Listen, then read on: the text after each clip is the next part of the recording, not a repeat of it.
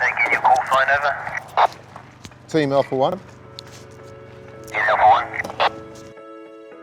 1. Requesting the attendance of a paramedic for another incident that we've come across here. Message received.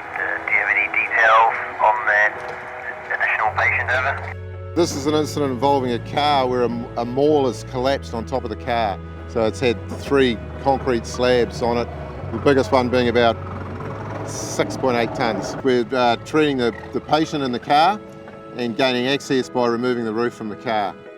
USAR achieved some significant milestones over the last year or so. Firstly, it was getting government endorsement for the USAR teams to deploy overseas. So it puts us on the international stage. One, to host any teams that come to New Zealand for disasters here in the future, but also for the teams to deploy offshore. You know, over the years we've had a number of defining moments, and this is probably the most significant one, with applying for and hopefully getting international classification. During the exercise we check on 134 points to see if the New Zealand team match up to the standard that we've agreed upon under the umbrella of the United Nations. Within the system we have different functions. One of the functions is the management, so we check in how effective the management of a team can deploy a team. The second one is logistics, and you can imagine that when you go abroad there's an enormous logistical component. And then you have the actual work that we do, which is search, rescue and medical. I'm in charge of the task force while it's on deployment. We've got a command module, and within the tent we'll have a communication specialist.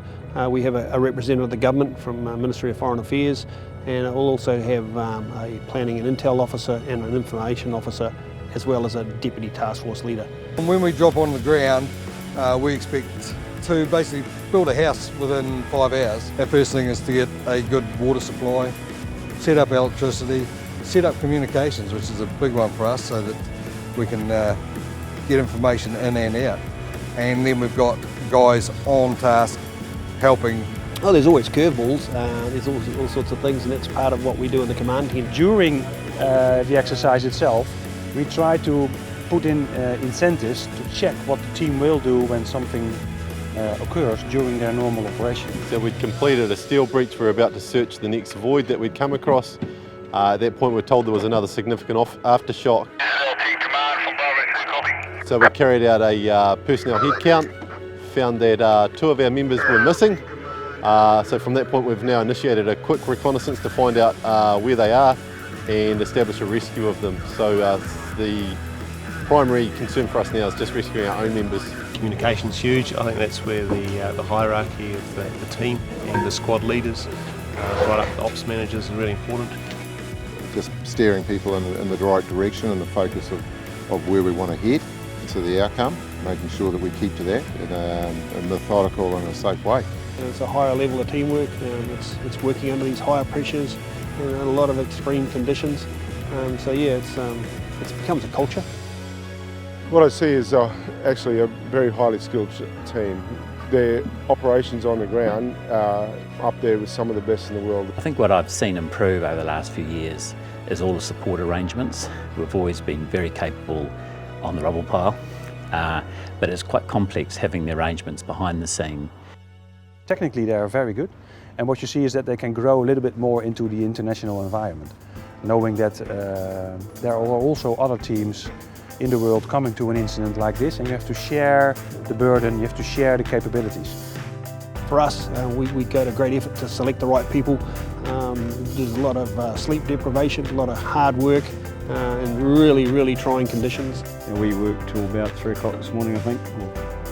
Got some sleep about 3 o'clock this morning, then back into about 8:30, 9. It's about spirit. I think it's very important for people in this line of business that they can go on and they keep looking for creative solutions to solve a problem. This is very important, because in another country with limited sources you can't phone home and ask for extra materials. If we can achieve international classification, it's an acceptance, and it means that when we go somewhere people will trust us because they know that we're working to that standard.